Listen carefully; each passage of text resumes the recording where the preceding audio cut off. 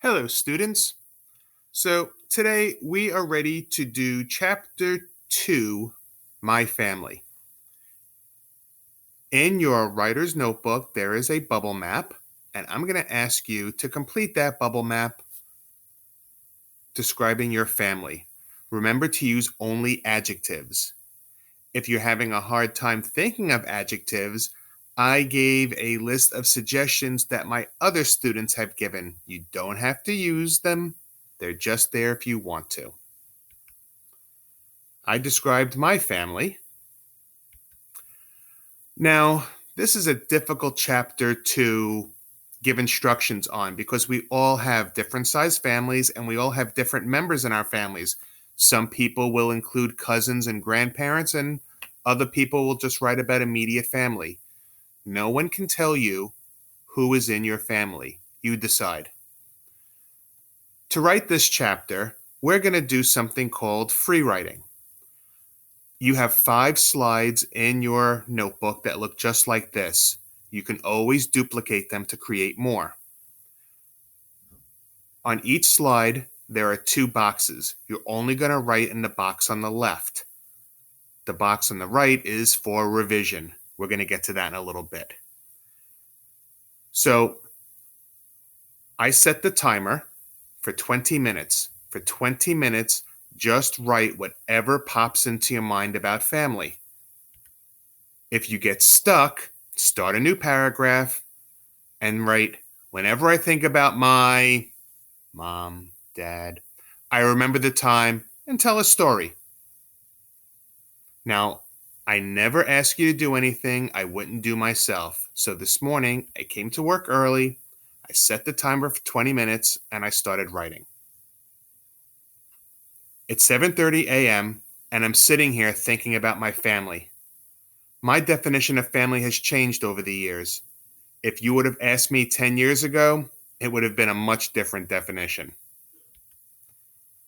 Although I used to say things like this, I now hate it when people say, he's like a brother to me, or she's my second mom. Now, I believe that friends, even close ones, will come and go, but it's your family that will always be your family. I may not like what my family says or how they act, but my family will always be my family. My father died 5 years ago, and for a long time afterwards, I glorified everything he had done with his life. I put him on a pedestal, and he could do no wrong in my eyes. Don't get me wrong, I loved my father, and he was a great man. I see now that a lot of the qualities now are ones I got from him. He was funny, quiet, more interested in watching TV than dealing with problems, wanting to help others but not know how. The quality that I remember most is that he never complained about anything. So I still have some time left on my timer and I'm a little bit stuck. So I'm going to take my own advice. Whenever I think about my father, I remember when he had his knee replacement surgery, and afterwards, they had this machine that wrapped around your leg that would bend it back and forth, I guess, to get the muscle stretching. The machine was only supposed to be on for 30 minutes a day. When I went to visit him, I found out that he had it on for hours because he fell asleep and they forgot about him. I asked him when he woke up if he was in pain and why didn't he tell somebody, call somebody. His response was, of course I'm in pain. I had surgery. And, what are you going to do? I catch myself saying that all the time. What are you going to do? At this point, the timer went off, and I never finished my thoughts or talked about my mother or my siblings. What should I do? Finish tonight at home? Freak out about it? Give up? Or do some more work at home tonight and know that we're working on this tomorrow?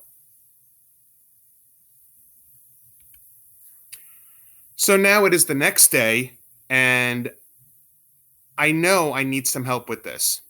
So I shared my notebook with a colleague, and I asked them in the right box where it says notes, write your name and read what I wrote and ask me any questions. This is what my colleague wrote to me. He wrote, "What is your definition? You said what family isn't, but you never actually said what family is." That's a good point. "Does this mean that friends are less important?" Oh, I didn't mean that at all. "You never mentioned your dad's name. Sounds like you were going to say he was great, but did you mean to write something else? How old was he here? How old were you? Why is not being a complainer so important to you?" Well, he gave me a lot to think about, so now I'm ready to revise. I took his notes, I reread what I wrote, and I made some revisions. Family is the people you share a life with. You don't have to like them, you don't even have to love them all the time, but your family will always be your family. There is a bond there that can't be denied. When I think about my family, I think about my parents, my two brothers, and two sisters. I have some nieces and nephews and a lot of cousins. We're not that close with the cousins.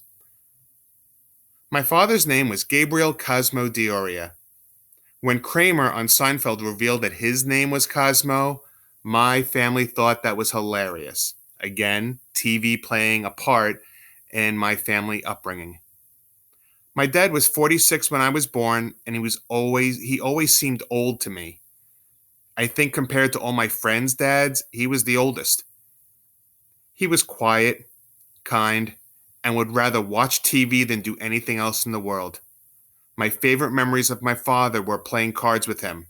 He was a great card player with what I believe was the ability to count cards. I was 46 when my father died, the age that he was when I was born. It's crazy to me that at my age, my father had a wife, 5 kids, and a house at the age that I felt like I was still his little boy. After he died, I glorified everything he had done with his life. I put him on a pedestal, and he could do no wrong in my eyes. His best qualities, his sarcastic sense of humor, his kindness, his will take any job to pay the bills attitude, his putting up and not complaining, and his ability to lose himself in TV to avoid talking to people are qualities I have inherited. I think about him every day. And I went on to write about my mom and one of my sisters, and I realized that what I wrote about my father was really much better than this. I think it's because I had revised it. I'm going to have to do the same with this. So, when you're done with your draft, you're going to use the share button to share it with a classmate. They should share their work with you. Read your friend's chapter and ask them questions in the note box. Don't forget to unshare it when they're done. Read their comments and decide how you want to revise your work. Good luck, guys. I will read all your notes and comments.